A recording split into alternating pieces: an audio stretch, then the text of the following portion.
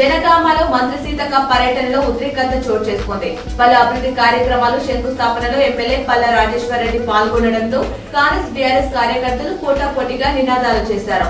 మాజీ కౌన్సిలర్లను ఎమ్మెల్యే పిలవడంతో దానికి ఆక్షేపణ చెబుతూ కాంగ్రెస్ కార్యకర్తలు అభ్యంతరం వ్యక్తం చేయడంతో తోపుదలాట జరిగింది.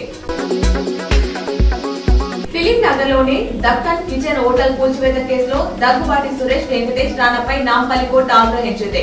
ఎన్నిసార్లు కోర్టు ఆర్డర్స్ ధిక్కరిస్తారని ప్రశ్నించింది. సెలబ్రిటీలకు ఒక న్యాయం, సామాన్యులకు ఒక న్యాయమా అని వ్యాఖ్యానించింది. ఎన్నిసార్లు తప్పించుకొని తిరుగుతారని మండిపడింది.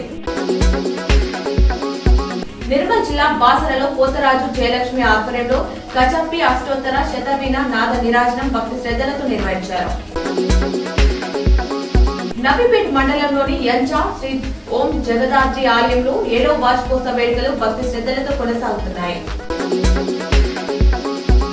మేరు సంఘం నిజామాబాద్ జిల్లా నగర అనుబంధ సంస్థల నూతన కార్యవర్గ ప్రమాణ స్వీకార మహోత్సవ కార్యక్రమం నగరంలోని మేరు సంఘంలో ఘనంగా నిర్వహించారు. ఈ కార్యక్రమానికి ముఖ్య అతిథిగా అర్బన్ శాసనసభ్యులు ధర్పాల్ సూర్యనారాయణ హాజరై ప్రమాణ స్వీకారం చేయించారు. యుఎస్ లో మంచు తుఫాన్ బీభత్సం సృష్టిస్తుంది. సుమారు 15 కోట్ల మంది ప్రజలు గడ్డకట్టే చలితో వణికిపోతున్నారు. భారీగా మంచు కురుస్తుండటంతో 1800కు పైగా విమానాలు రద్దయ్యాయి. చెట్లు విరిగిపడి కరెంటు సరఫరా ఆగిపోయే ఛాన్స్ ఉందని అధికారులు హెచ్చరించారు. 10 రాష్ట్రాల్లో ఎమర్జెన్సీ ప్రకటించారు. సోమవారం వరకు పరిస్థితి కొనసాగే అవకాశం ఉందని తెలిపారు.